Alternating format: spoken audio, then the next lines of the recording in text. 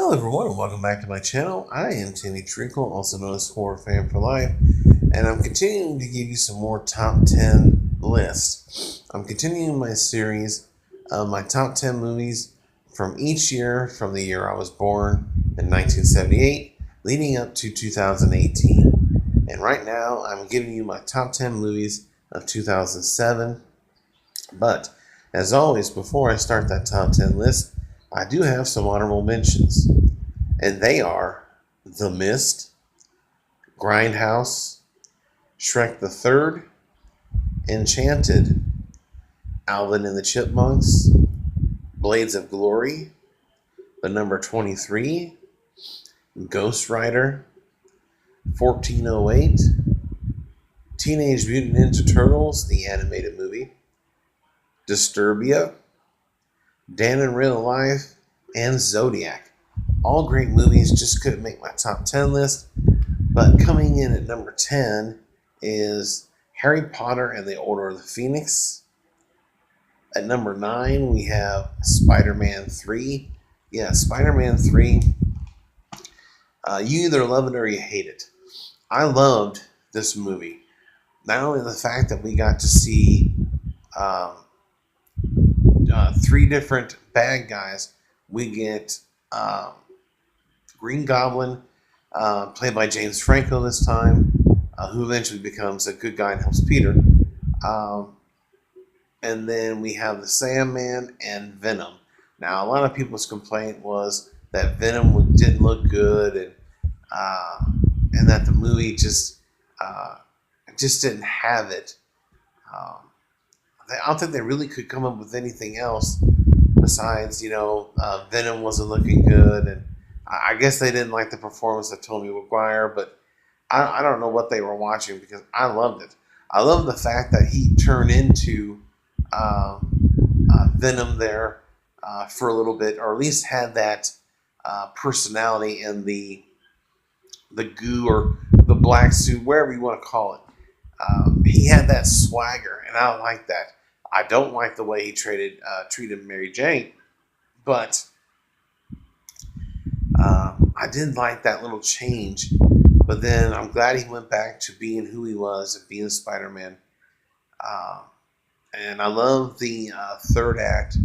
But like I said, when Spider-Man and the Green Goblin team up to take on the Sandman and Venom. And it's a great trilogy. And Tobey Maguire, like I said, will always be my favorite Spider-Man. Coming in number 8 is Bourne Ultimatum. Number 7 is Wild Hogs. Wild Hogs is an underrated movie. This is an hilarious road trip comedy. You have great legends in Martin Lawrence, William H. Macy, Tim Allen, and John Travolta. They're all buddies who love to ride bikes. Um, their little gang is called Wild Hogs. They have their jackets and everything. Um, and they all decide to take a road trip to the coast. No plans. They're just going to take off and hit the open road. And this was Woody's idea, played by John Travolta, who was struggling in his life. He's getting a divorce. He's bankrupt. And he don't know what he wants to do with his life. Then his other buddies, Tim Allen's character is a dentist. Um, he's on a diet. He has to watch his cholesterol intake. And then you have William H. Macy, who loves computers, and that's what he does. And then you have Martin Lawrence's character, who took a year off from plumbing and everything to write a book. Well, it's been a year. There's no book, and her or his husband, his wife. I can't talk. His wife wants him to go back to being a plumber and start contributing again. So he lies and says that he's got a plumbing uh, meeting and conference, and he's going to be gone for a week or so. And they all end up throwing their cell phones away and just hitting the open road. And along the way, they meet a lot of interesting characters, a biker gang, led by Ray Liotta, and there's a lot of laughs. The watering hole scene is one of the funniest, along with the camping scene. But my favorite character in this movie is William H. Macy. Um, he steals the movie by far, but I love this movie as a whole. They were supposed to make a sequel, like in 2009, but it never came out, and I was really disappointed. But we got this one movie, and I love it. Wild Hogs is hilarious. Number six is Live Free or Die Hard, an excellent sequel to Die Hard with a Vengeance. I have yet to see the fifth movie, which I hear bad things about it. And since it's PG-13, I can't imagine that it's any good. Eventually, I'll get around to watching it. Number five is Rob Zombie's Halloween. Yes, I love this reimagining of Halloween. I love what Rob Zombie does. His writing and directing, he's not afraid to go for it and try something different. And yeah, a lot of some people's complaints about his movies is there's a lot of cussing and brutal killings and all this. Well, that's his style. Everyone has a different style. I'm a big fan of his work, and what he did with this movie, I thought was excellent. We get to see Michael as a middle school child instead of a 6-year-old, and we get to know more about his past. That he started off killing animals, and now he led the dog, just doing all that stuff. And then we get to see him as a full, huge ass adult, and I just love it. The gentleman who plays Michael in Zombies Halloween movies was also in House of a Thousand Corpses and Devil's Rejects, I believe. But this is a great reimagining, a great remake in my opinion, and deserves a spot on the top 10 list. Number 4 is Knocked Up. This, along with the next movie on my list, are two of the greatest comedies to come out this century. Knocked Up is no exception. It's got a great cast. Very simple story. Seth Rogen's character, Ben, is out with the fellas. He runs into a beautiful woman who happens to work in television, and they end up having unprotected sex. She gets knocked up, and from there, it's just a whirlwind of laughs, some crying, and just a good old time. Um, I'm trying to think of her name. Right offhand, I'm drawing a blank. Let me know in the comment section below what her name is in this movie, her real name. I can't believe I'm drawing a blank.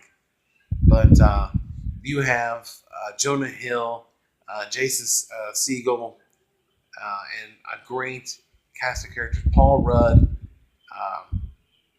It's just a great movie, and deserves a spot on my top 10 list. Coming number 3 is another great comedy, Superbad. Again, Jonah Hill, Michael Cera, Christopher Mintz, Plassey, I think it is. And then you have Seth Rogen and Bill Hader as two cops. Fantastic. And we get to meet McLovin. McLovin, he's such a badass in this movie. He is my favorite character in this movie, but I love them all. It's about 3 friends who are going their separate ways after graduation for college. Well, at least that's the way they think it's going to be. 2 of them ended up being roommates, but they've been best friends forever, and it's going to be hard for them to separate. But eventually, and like towards the end of the movie, they kind of go their separate ways, and it's really nice to see how they've grown and everything. But this has got a lot of laughs. There's a shot to the nuts. There's some shooting. It's just a lot of fun, and yeah, it deserves a spot on my list as well. Oh, and I just thought of her name, Katherine Heigl. That is her damn name, and Knocked Up. I knew I would get it eventually. All right, coming in at number 2 is one of my favorite animated movies of all time, my favorite Pixar movie, and that is Ratatouille. Ratatouille is a very simple story. It's about a rat who dreams of being a chef.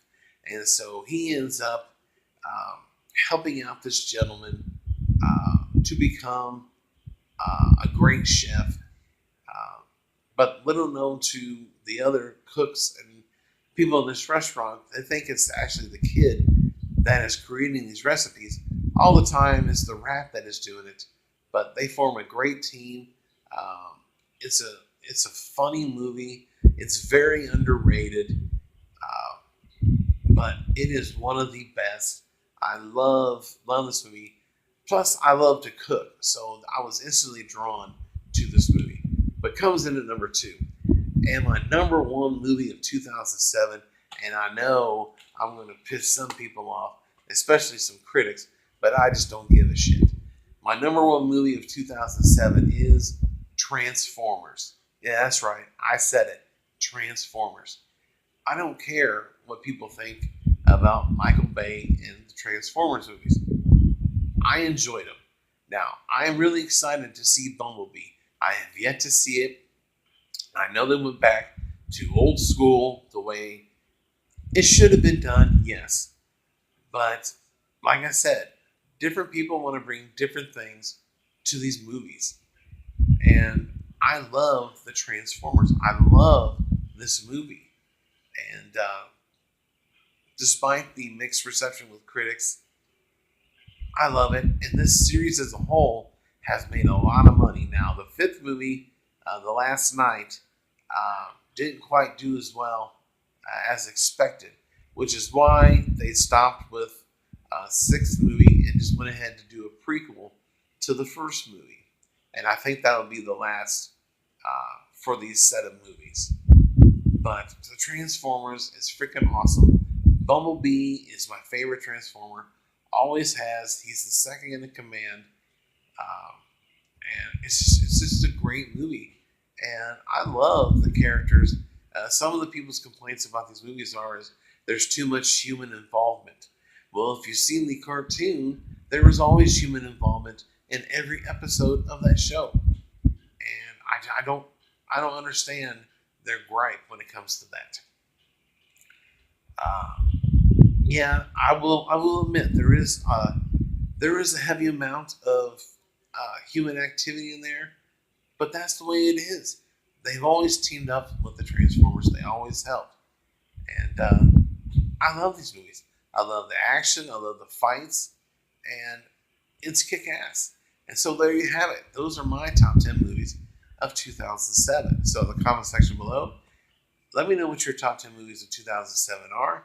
And did you agree with my list? If not, which ones would you take off and what would you replace them with? Let me know in the comment section below. And as always, if you're new to the channel, don't forget to like and subscribe for all new content. I do top 10s, rankings, movie reviews, TV show reviews, and trailer reviews. And as always, I thank you guys for watching. And stay tuned for 2 more top 10 lists this evening. Check you later.